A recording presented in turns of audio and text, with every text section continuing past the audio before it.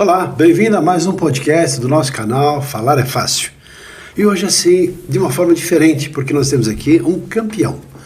Uma pessoa do Jiu-Jitsu, uma pessoa que dedica sua vida para a luta, claro, tem toda uma história de vida, mas vai narrar um pouquinho o que é ser campeão, como é que se pode ser campeão e também assim, por que não oferecendo para todos nós algumas possibilidades. Como é que você também pode ser campeão naquilo que você faz? Então, para a gente ter desse trabalho de hoje, é o Cadu Sensei, assim que ele é chamado. É o Eduardo, tem o nome dele, mas eu sou Cadu. Então, Cadu, seja bem-vindo em nosso programa. Prazer em te receber. Obrigado pelo convite, um prazer é meu estar aqui junto com vocês. Cadu Sensei, assim que ele é conhecido, se você observar lá no podcast, em toda a estrutura lá da mídia digital, Cadu Sensei, certo? Sensei é uma nomenclatura ali que eu sou professor, né, de jiu-jitsu também. E além de ser sensei, é só professor ou tem uma conotação especial sensei? O que é um sensei? Sensei é um professor de arte marcial. Quando ele chega ali no grau de faixa preta, ele pode ser denominado sensei. Tá. Ok, já que vamos falar sobre isso, depois vamos falar das suas medalhas, das suas premiações. É um trabalho maravilhoso. Esse moço aqui, jovem assim, mas já assim, com uma projeção internacional, com títulos internacionais, então trazendo assim esse brilho aqui para o nosso programa. Faixa preta, no jiu-jitsu, como é que qual o trabalho que dá para uma pessoa, contando um pouquinho da sua história, aproveitando isso, para ser faixa preta. Como é que começou esse trabalho da luta? Foi paixão? Ou em algum momento você começou e daí a pouco pegou gosto?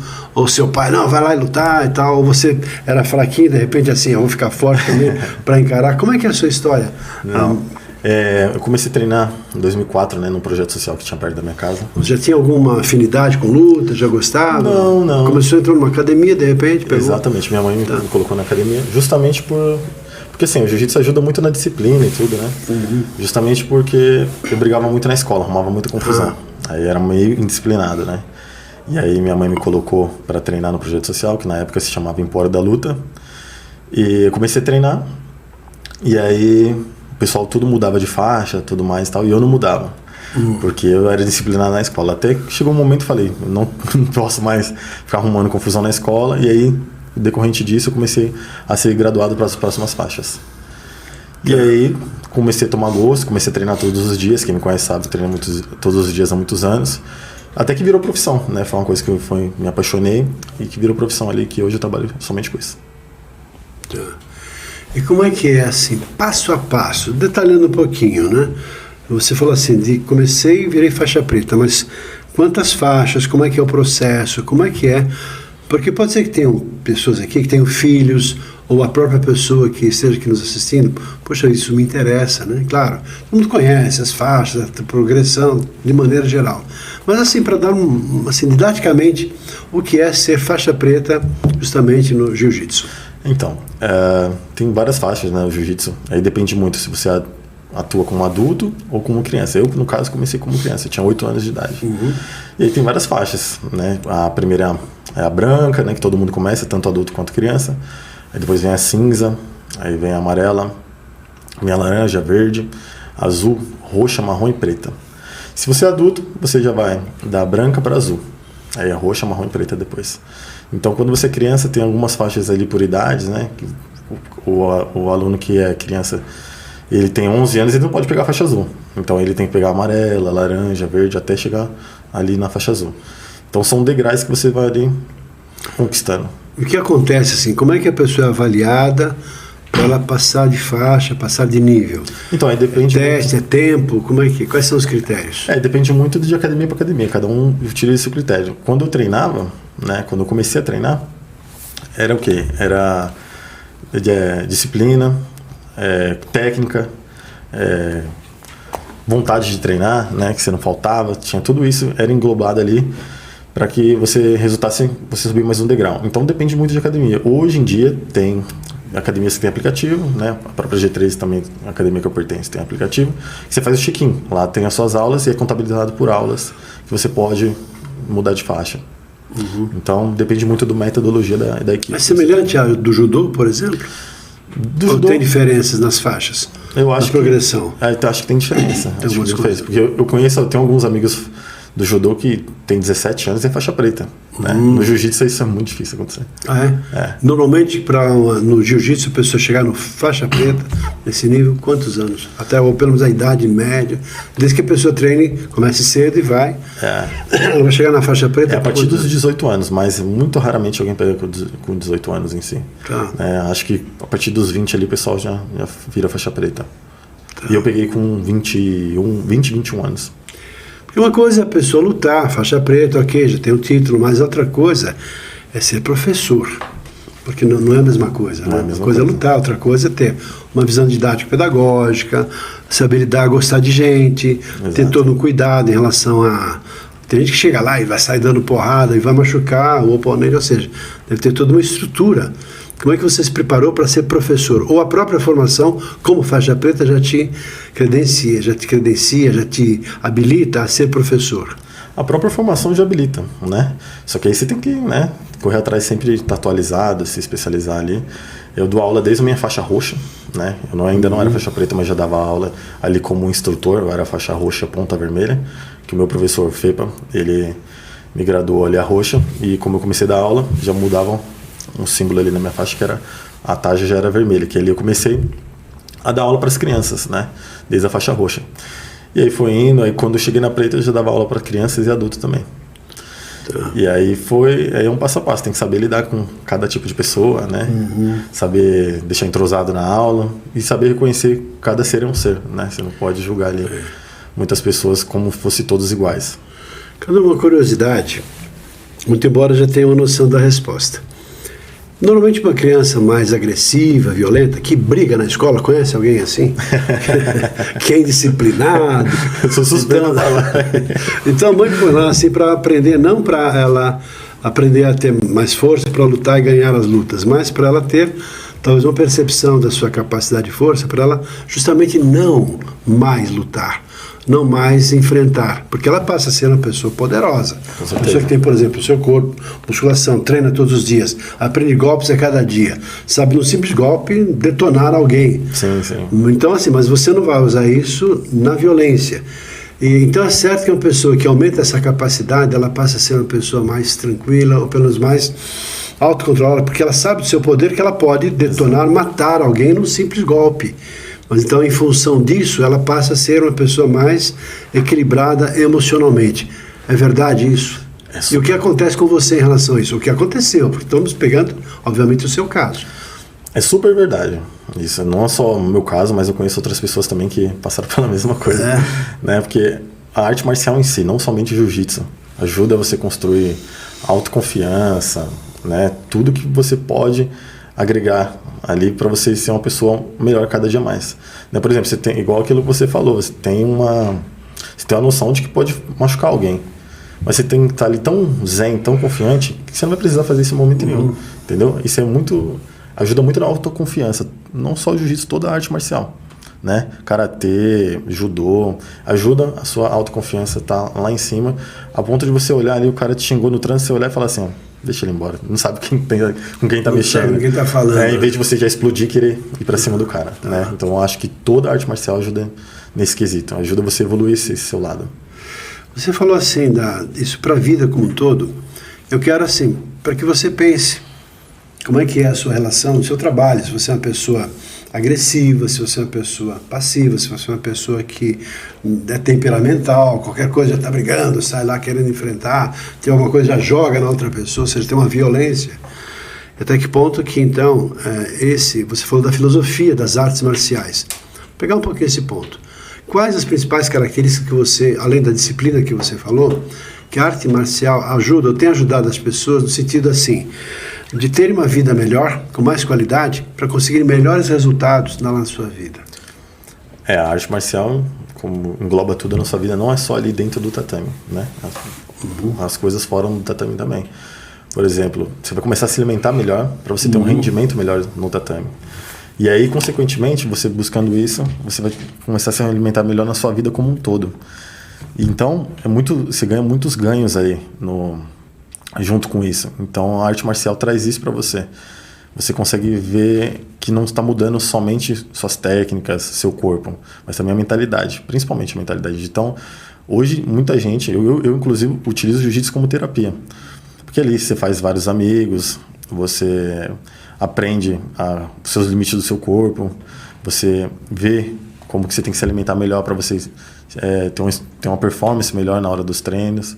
E nem só digo isso daí de competidores, nem nada. Isso aí para todo mundo que é praticante. Porque a porcentagem mínima de todos os praticantes de jiu-jitsu vão para a competição. A maioria treina somente para saber se defender, uma defesa pessoal e um estilo de vida diferente, né? Para dar aquela suada também. Então a pessoa faz mais basicamente, treina o jiu-jitsu basicamente para isso, não necessariamente competir. Só que você enveredou pelo campo da competição, né? Tanto que daqui a pouco eu vou falar sobre a premiação, as premiações aqui do Cadu. E, obviamente, estamos aqui diante, como eu falei na apresentação dele, de um campeão. Campeão não acontece da noite para o dia, nem por acaso, nem por coincidência, nem por uma questão de combustão espontânea, né? É campeão porque a pessoa se preparou e batalhou na vida.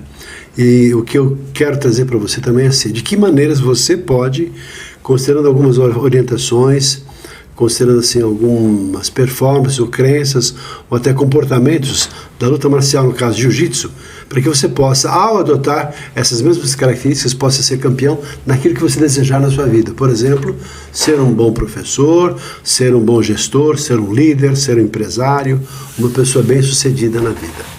Eu acredito nessa possibilidade, porque você acabou de falar, mas jiu-jitsu tem a ver com alimentação. Alimentação tem a ver com cuidar do corpo, tem a ver com cuidar do corpo, tem a ver com cuidar da mente, tem a ver com você ter disciplina, você fazer os exercícios, você acordar cedo, fazer o que tem que fazer e cumprir os compromissos que você assume. Ainda mais entra no processo de competição, obviamente isso exige um outro preparo, né? Exato. Que é o estudo do adversário, os golpes específicos, saber lidar com cada situação e cada adversidade. Então tem que estudar outras coisas, além, claro, do glamour, da viagem, do passeio, de conhecer gente em todos os sentidos. Você é campeão internacional, então você viajou para outros países, então tem que ter uma história bonita para contar também, não é? Então, eu acho que abrange muita coisa, né? Quando a gente fala de competição, é outro mundo, é aquilo que eu falei também, a porcentagem mínima do jiu-jitsu, a maioria treina ali para fazer seu estilo de vida, seu lifestyle mesmo.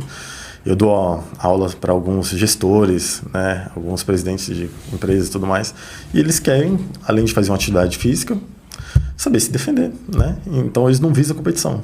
Mas caso eles, um dia ou outro, queiram entrar numa competição para ver como é, a gente se prepara e vai também, não tem problema nenhum, mas não é o foco deles, entende? Provavelmente não vai ser campeão. Mas talvez a gente vai trabalhar para que seja, mas assim, ele vai lutar com uma pessoa que... Porque a pessoa tem que se dedicar muito para treinar. Sim, mas hoje tem muitos campeonatos no Brasil, São Paulo, em todos os lugares, mas por exemplo assim, eu tenho um exemplo, eu tenho um aluno que é dentista, tem tal idade, tal peso, ele não vai lutar com um pessoal que é competidor, ele vai lutar com outra pessoa que é tipo um advogado, entendeu?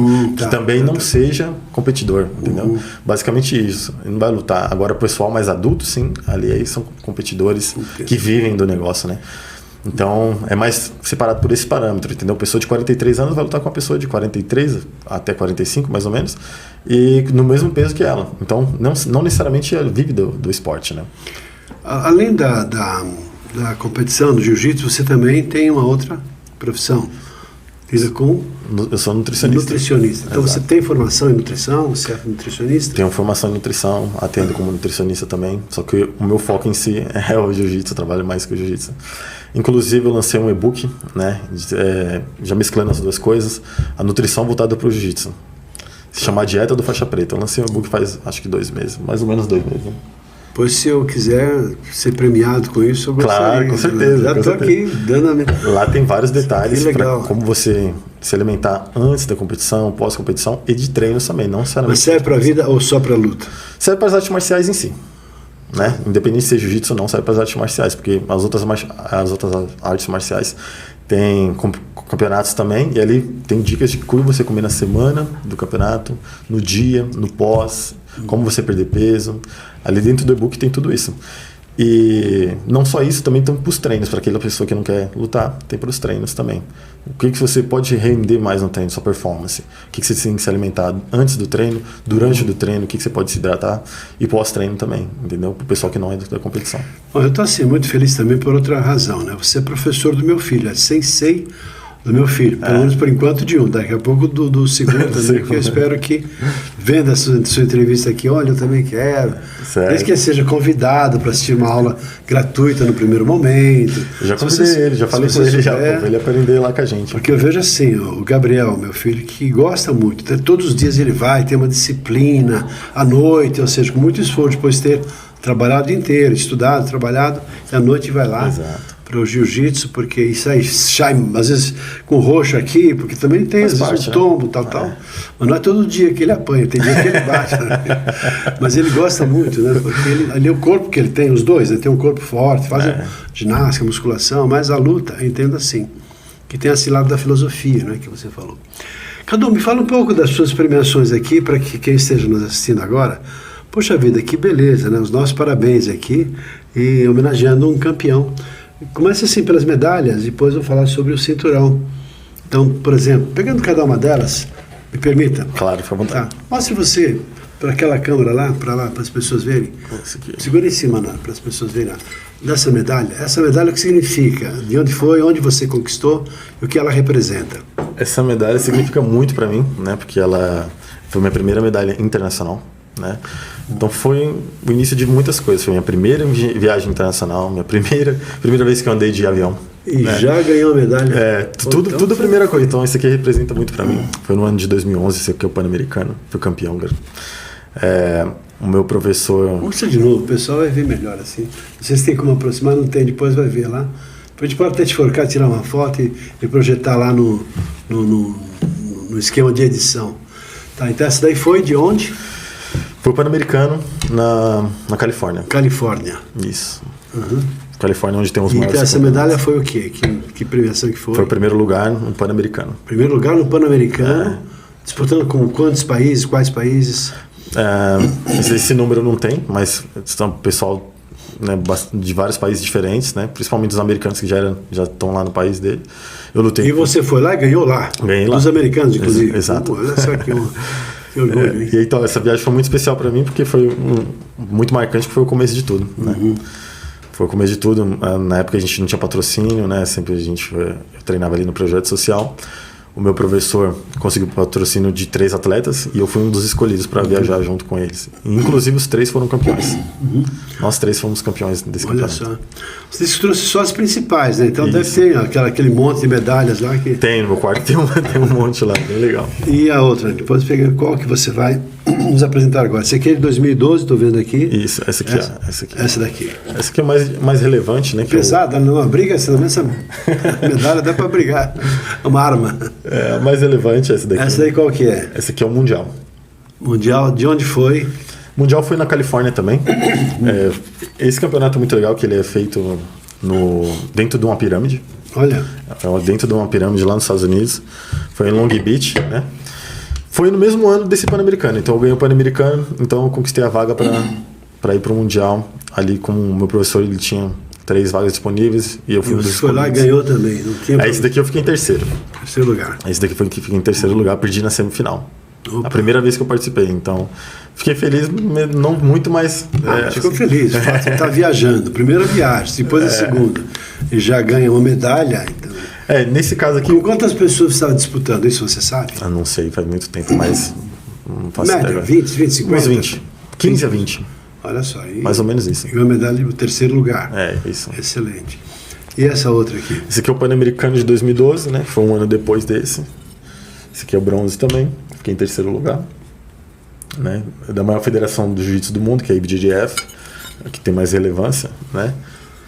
E foi na Califórnia também. A maioria dos campeonatos, né, mais importantes do jiu-jitsu são lá na Califórnia. E esse daí foi lá no mesmo local que a outra. E o cinturão? Esse cinturão aqui, eu conquistei agora recentemente, né? Pega ele, mostra lá, pessoal, porque, olha só, além de tudo é muito bonito, né? Conquistei agora recentemente no campeonato nos Estados Unidos também. Foi lá esse aqui foi no New Jersey. New Jersey. Qual a diferença entre uma medalha e um cinturão? O que diferencia? Diferencia que aqui é uma federação diferente. Nesse caso aqui, não tinha cinturão. Nesse campeonato não tem cinturão. A forma dessa federação aqui, eles premiam com cinturão. Que é bem legal. Porque o cinturão é o primeiro do mundo, né? É o primeiro lugar. O segundo lugar já não ganha cinturão. É o primeiro lugar. E aí nesse campeonato também eles premiam com espada também, dependendo da edição que você luta. Mas eu ainda não lutei nenhuma edição que tinha espada. Eu lutei a edição que tem cinturão. Voltando a esse lado assim dos profissionais de maneira geral, eu gostaria que você falasse assim algumas das características. Você falou de disciplina. É importante a disciplina. O que mais você identifica e que foi útil para você e que você acredita que uma pessoa que pratica jiu-jitsu vai desenvolvendo ao longo da vida como hábitos e que se reflete na vida dela como um todo? Você falou também do impulso de você assim no trânsito, ao invés de você sair brigando, não. Você tem um controle emocional, você falou sobre isso também. Ela passa a ter assim uma inteligência emocional no sentido de ao invés de agir por impulso, por uma reação espontânea, ela vai segurar a onda, não vai partir para a briga. Mas também, se for atacada, ela pode e tem como se defender. Porque passa a ter força de autodefesa. Exato. Né? O jiu-jitsu é feito para isso, né? É uma defesa pessoal, é uma arte marcial bem antiga, justamente feito para isso. Hoje tem competições, né? A gente faz ali no método competitivo, mas é mais para defesa pessoal mesmo. Então, você nunca vai dar o start de ir lá e bater em alguém, você sempre vai se defender, caso você se sinta ameaçado. É feito para isso. Por defender alguém que esteja sendo atacado também, né? Também serve para isso. Então tem nos filmes assim, um cara batendo uma menina, de repente exato, tá pensando que bate em mim aqui, pra maldade, sai lá. Saber se defender. Então já pode ser ator também. Também. Tem muitos atores hoje em dia que treinam jiu-jitsu justamente para isso. Que aprendem algumas habilidades do jiu-jitsu. Bastantes atores aí que fazem filme em Hollywood que eles treinam jiu-jitsu. Aquele Vin Diesel, o Paul Walker lá, que era do Velozes e Furiosos, que acabou falecendo, ele era faixa marrom de jiu-jitsu. Poxa. Ele era faixa marrom de jiu-jitsu. Tem vários atores hoje em dia que fazem ali a Você falou outra coisa também, cuidar da saúde, porque uma pessoa passa a ter uma alimentação adequada, passa a ter um corpo melhor, passa a ter também, com a sua formação em nutricionista, isso também você tem ajudado os seus alunos nesse processo de nutrição? Você dá treinamentos, trabalhos? Como é que é isso? Eu falo a importância da nutrição, né, para os treinos, porque tem gente que vai ter um gás, né, que a gente chama de gás, mas é o fôlego ali, mas não está desenvolvido e cansa mais rápido. E aí eu falo para ele direcionar a alimentação, não ficar comendo alimentos ultraprocessados, que isso daí vai ferrar, não vai conseguir render bem no treino. Enquanto ele está tomando a massa ali no treino, eu falo para ele, come mais coxinha, hambúrguer, que aí você vai ficar tomando a massa. Eu brinco com meus alunos assim, para eles terem já a noção. Coca-Cola é bom? Não. E Coca-Cola tarja preta? Não, nenhum tipo de refrigerante. Nenhum tipo de Coca-Cola é bom. Nenhum tipo de refrigerante é bom. Não faz bem para a saúde. O que faz bem para a saúde é a água que mantém hidratado ali, né? E é isso que eu falo para eles. Eu gostaria que você ensinasse isso pro Gabriel. Em casa sempre rola uma Coca-Cola ali. No final da aula eu sempre falo. Porque às vezes um passa mal, às vezes um vomita e tudo mais. É direcionado à alimentação. Né? Porque o treino ali é pegado, vai fazer cansar mesmo, faz parte. Mas se você não tiver com a alimentação ali em dia, não vai acabar tendo um rendimento bom. E eu não falo para ser tão restrito, né? Uma vez ou outra você pode consumir algo, mas aí tem gente que é todo dia, né? Aí complica. Que outras características que você identifica do jiu-jitsu ou de lutas marciais, no seu caso, jiu-jitsu, que serve para profissionais, para quem está aqui numa vida, digamos assim, normal, comum, no seu dia a dia, enfrentando ônibus, indo para o trabalho, depois estudando à noite, esse tipo de coisa, e não pratica artes marciais? Eu indico praticar artes marciais justamente o pessoal que tem essa rotina, porque ali você consegue ter uma válvula de escape, né? Fazer uma atividade física, se interar com os outros amigos de outras áreas diferentes. É aquilo que eu falo, quando você entra no tatame, todo mundo é igual, né? Independente se você é policial, o outro é advogado. Então ali você acaba fazendo uma amizade com umas pessoas que você talvez não faria fora do jiu-jitsu. Então é uma comunidade que você se abraça, que a gente se abraça muito, né? Independente de profissão. E aí eu acho que é muito importante, não só o jiu-jitsu, mas a arte marcial em si. Caso você não goste de jiu-jitsu, você ir lá e treinar uma arte marcial que vai te ajudar a ter, além do físico, o mental, saber se portar em várias situações, né? E eu acho que isso é super importante. uma válvula de escape ali para você descontar o seu estresse do dia a dia. Esse é um aspecto, entendo, muito importante, porque a gente vive num mundo assim, muito violento, com muita pressão, e agora tem toda uma legislação aí com NR, que é normas reguladoras, regulamentadas, em relação à doença mental, das pessoas de maneira geral que trabalham assim, nesse mundo tão violento e intenso de pressão psicológica, gerando estresse, gerando também ansiedade, depressão. Então, até que ponto que uma pessoa porque não tem meditação no jiu-jitsu, mas outra história, tem um relaxamento, exercício físico, Exato. mas... É uma terapia, o jiu-jitsu é uma terapia. É uma terapia, pode ser considerada uma terapia? Pode ser considerada, assim, a gente fala, né, o jiu-jitsu é uma terapia, porque ali você esquece os seus problemas, quando você entra no tatame. Caso você esteja pensando muito no seu problema, você pode ocorrer uma lesão, né, que você não está atento ali ao movimento, então você está 100% ali. Então trabalhou o treinamento que é atenção, foco, concentração. Exato. Porque aí vai ter uma luta, eu tenho que atacar, me defender, mas tem que estar atento a cada movimento do adversário. Exato. E os meus também em função de partir para ganhar a luta, né? Isso, eu tenho que estar 100% presente. Então, a gente fala, quando entramos no tatame, esquece de todos os problemas, e a gente esquece das contas que tem para pagar, esquece tudo. Cara, eu vou entrar nesse negócio. Tá perdendo tempo, Tô achando bom demais. Porque ali você esquece. Esquece a conta, esquece os problemas. Esquece todos os problemas, você tá 100% ali. Não cria outros, né? Porque aí sai todo roxo, machucado, olhando preto. Isso é consequência, aí faz parte de tudo que a gente for fazer, né? Mas esquece todos os problemas quando a gente entra no tatame, por isso que o pessoal é tão apaixonado pelo jiu-jitsu.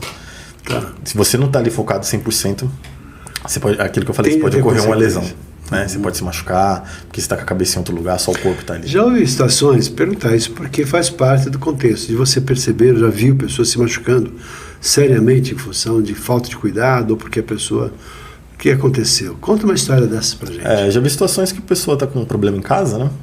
Vai treinar, né, para tentar... aquilo que eu falei, a válvula de escape e tal, só que acaba não se desligando desses problemas, né? Acaba entrando tatame com aquilo ainda na cabeça de tão atormentado que tá. E aí... não está 100% focado, né? E acaba acontecendo uma lesão ou outra. Então, a pessoa que estava nesse dia ali, eu tinha comentado para mim que não estava tão bem, eu fiquei de olho, né? Mas acabou lesionando o dedo, justamente por não estar no time ali do processo do treino. Mas é aquilo que eu falei, tem que treinar e que tiver que acontecer, vai acontecer. Então, você tem que treinar focado no máximo que conseguir, né? Porque é uma válvula de escape muito importante para todo mundo. Fiz uma época uma mentoria com um presidente de uma empresa, um diretor-presidente, CEO da empresa, e ele treinava aquela Krav Maga. Krav Maga.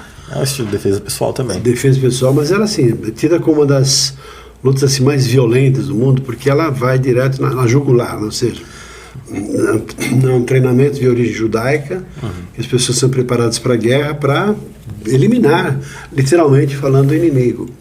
É claro que na luta ele não vai daqui, não, mas pelo menos é assim. E nós temos um treinamento físico também muito intenso, como tem no caso lá do jiu-jitsu, né? Sim. O jiu-jitsu também trabalha como defesa pessoal, né?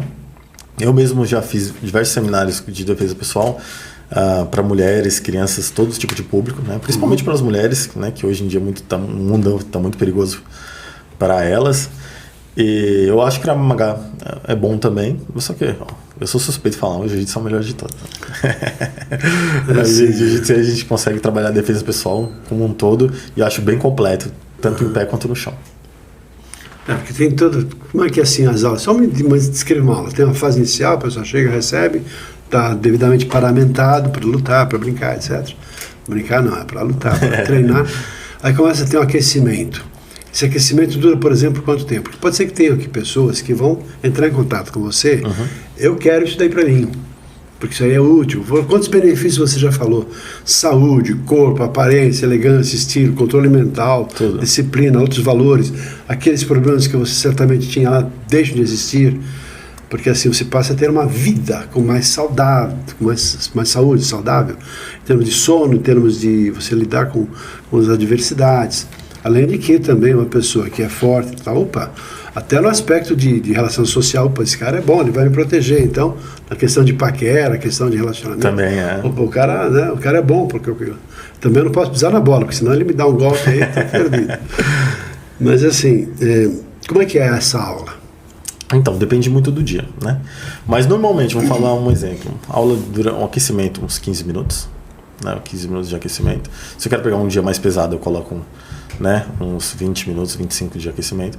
A gente faz aquecimento inicial, né, que é mais voltado para o jiu-jitsu mesmo, soltando bastante quadril. O jiu-jitsu precisa muito de quadril. Em seguida a gente faz a técnica do dia ou da semana, que a gente pode colocar uma técnica só para a gente treinar a semana inteira, tá? E no restante da aula, que é os outros 30, 20 minutos, a gente faz o sparring, que é quando a gente coloca as técnicas à prova ali junto com os parceiros de treino. Então, basicamente, voltado esse estilo de aula. Tem dias que a gente modifica, tem dias que a gente faz mais tempo de sparring, tem dias que a gente faz mais tempo de aquecimento, ou mais tempo de técnica. Então, aí varia bastante. Mas dependendo do humor do sensei, né? Dependendo do humor do sensei. Depende, por exemplo, um dia antes foi muito pegado, no outro dia vai ser mais tranquilo. No final o pessoal também não aparece no outro dia. Tem dia de semana, por exemplo, que um dia... Começo de semana de um jeito, no fim de semana é outro. Por exemplo, quinta-feira, né, tem uma academia que eu dou aula, Sensei Dojo. Quinta-feira eu tento fazer um treino um pouquinho mais pegado, porque o pessoal vai descansar na sexta, já não tem treino. Tá. Mas é de segunda e quarta ali, a gente vai mais na manhã. Legal. Bom, outro aspecto também que eu gostaria de levantar, nós lidamos aqui é uma escola de comunicação. Ajudamos as pessoas no processo de comunicação a fazerem apresentações, palestras, aulas, reuniões, os contatos, né, de relacionamento de maneira geral. E no próprio jiu-jitsu tem muito de comunicação. Primeiro, no seu papel de professor, você orientando, ensinando, explicando, quer seja em relação à nutrição, alimentação, mas também em relação à luta, aos cuidados. Então tem toda uma parte de fala, uma parte de preleção, na qual você vai orientar, que fazer cuidados. Vamos lá, se a pessoa deu um sinal, bateu, parar, para na hora, justamente para evitar, porque às vezes a pessoa está tão envolvida com a luta, tomou um tabefe no meio da orelha, ou ficou tão assim nervosa, de repente ela vai com tudo pro outro, né? De repente pode. Aí toma de novo. Aí toma de novo, você tem que saber, né? Ou se machuca, ou pode machucar também, se a pessoa é com agressividade, além de uma conta, desnecessária, se a pessoa é mais forte. Eu teria medo de você, por exemplo. O cara é forte, né? Então Que isso, mas assim, eu acho que a pessoa ali tá lutando, né, com a outra, perde. O legal da arte marcial é isso, você perde, ali você sabe que você perdeu, você bateu, né, seguiu do seu limite, você agradece. Esse é o legal, no final do treino você agradece, fala, muito obrigado. No outro dia você pode vir, hoje eu vou pegar esse cara. Entendeu? Mas ali no momento você não tem o que fazer, você não vai discutir, você não vai falar nada, você só agradece. Perdeu, infelizmente vai ter que agradecer. Gente, que legal, você apanhar e agradecer. Exatamente, essa é a filosofia da arte marcial. Tá. Você saber que você não conseguiu. Naquele momento, naquela hora, perdeu. E acontece. Mas não é o perder o mané no sentido pejorativo da história. Perdi porque outro foi melhor do que eu naquele momento. Exatamente. Não, tem a humildade de aceitar isso, entendeu? Esse é o então tem outra característica aí que é a humildade, né? De saber o meu ponto, o meu limite, a minha história. Exatamente, tem que ter humildade. Depois, quando eu consigo ganhar daquela pessoa que sempre me derrotar, tem um lado de hoje eu consegui, hoje eu me superei, também tem um lado da força, da autoestima que deve rolar em cima disso. Isso normalmente acontece em todo lugar, tá? Por quê? Você tá treinando com os seus amigos, eles já sabem os seus melhores golpes, amanhã ele já vai defender. Aí ele vai lá e faz um contragolpe em você e você vai ter que bater. Bater a mãozinha significa tirar desistência ali. Entendeu? Então isso acontece. Então não adianta achar que você vai bater sempre. E também você não pode pensar que você vai apanhar sempre. Porque às vezes você vai ganhar, às vezes você vai perder. Isso faz parte. Né? Justamente com aqueles pessoal que você está treinando ali, que são seus parceiros de treino. Cadu, voltando ao aspecto da comunicação, porque existe muita comunicação que não é a comunicação falada, mas a comunicação do próprio corpo. Por exemplo, assim, até que ponto que você percebe e trabalha com isso? A postura que você adota já transmite para outra que você está seguro, que você está firme, a maneira de olhar, a maneira de encarar, ou seja, tem uma comunicação ali muito poderosa, na verdade. Ela é silenciosa, mas tem a ver com a sua postura, a sua maneira de se apresentar. Como a gente vê, por exemplo, muitas vezes esses lutadores ou lutadores se apresentando, tem que ter uma postura assim, outro dá a mão, nem cumprimenta, tal, aquela cara feia, né? Porque está se apresentando para mostrar para o outro que talvez ela esteja querendo intimidar em função. Tem gente que já tem cara feia mesmo, a natureza não foi legal. Mas tem gente que faz cara feia, tentando já intimidar. Então a comunicação corporal. Tem muito disso no jiu-jitsu? Tem muito disso, né? Em termos de competição, um pode encarar o outro e tal, mas ali na hora do vamos ver, cara feia não ganha a luta. Mas Olha só, cara feia Não ganha luta. isso é pra vida também, né? Cara feia não ganha luta, né? Cara feia não ganha luta, você tem que estar treinado, não adianta você ele querer intimidar. Eu tenho uma história quando eu treinava com meus amigos ali, quando a gente era adolescente. Um amigo meu, normalmente o jiu-jitsu deixa, né, a orelha do cara ali, mas é colesionado, né, que fala a orelha de couve-flor. E aí o meu amigo chegou em mim, vou lutar com ele. Tanta lesão. Tanto tatame ou tanta tapa no... Não, acho que é tanto treino ali que você acaba lesionando, né, a orelha. Que não é o meu caso, graças a Deus. Até hoje, né, consegui escapar. Mas aí um amigo meu chegou em mim e falou assim, cara, eu vou lutar com um cara ali muito feio, com a orelha estourada e tal. Eu falei, qual o problema? Né, a gente era adolescente. Ele, não, eu acho que ele vai ganhar. Eu falei, se pensar dessa maneira, você já perdeu. Né? Então ele foi, lutou com o cara, perdeu. Eu fui, lutei com esse cara em seguida e ganhei do cara. Falei, isso daí não vai demonstrar nada. Mas aí o cara, não sei se ele tava tentando intimidar, mas dá pra ver ali que, né? Se você olhar pro cara, você vai saber que ele é lutador. Né? E aí meu amigo falou isso pra mim, eu falei, isso não vai mudar em nada, vamos pra cima dele. Entendeu? Que lição que a gente pode tirar disso também, né? Em termos de por exemplo, assim, de eu ter uma postura firme, fixa, que já vou de alguma maneira intimidar pela minha presença, pela minha maneira de olhar, pelo meu gesto, pela minha maneira de andar, de caminhar, ou seja, toda uma comunicação que acontece ali, não é isso? Isso. Tudo tem uma comunicação, né? Por exemplo, quando você vai competir, você tem que estar mais concentrado, né? Você não pode ficar, não estou muito de brincadeira, eu, né, no caso, não estou muito de brincadeira, fico mais concentrado ali para querer lutar. Em questão da postura, eu dou aula, hoje sou frente em 2 projetos sociais, né? E que legal isso, hein? Um se chama Instituto Sensei Dojo, o outro Pedra 90, que é o projeto social. De instituto para registrar, porque de repente assim, pode ser Instituto Sensei Dojo. Sensei Dojo? E fica onde isso? Fica ali no Brooklyn. No Brooklyn? Na Academia Sensei Dojo. Academia Sensei Dojo, tá. Isso. E aí tem um outro projeto também sou frente, que é o projeto Pedra 90. Pedra 90. Isso, que é um projeto de onde eu fui criado, né? E aí, eu e alguns amigos estamos dando continuidade no que o nosso professor fez para nós. Então a gente está dando continuidade. E você acolhe quem lá? Esses... Crianças carentes estão lá no projeto. Crianças carentes. Exato. Apenas crianças carentes que participam ali da região. Crianças carentes são da região que participam ali do nosso projeto.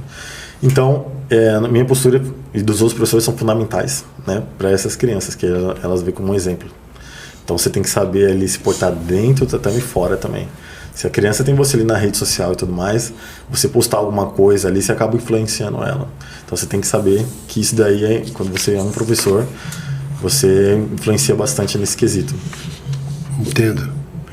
Bom, a gente está chegando no final do nosso programa, inclusive tem agora uma reunião, esperando também, mas isso aí é questão de a gente, assim, 1 hora de conversa aqui, com muita coisa interessante.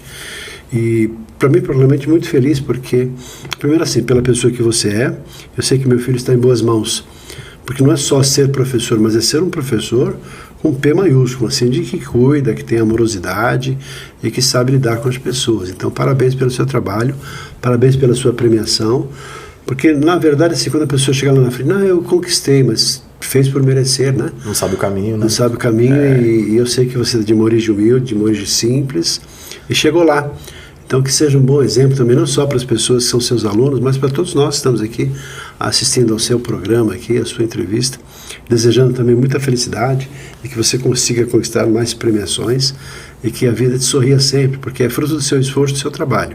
E você é uma pessoa dedicada e esforçada. Então, nesse sentido, muito sucesso para você.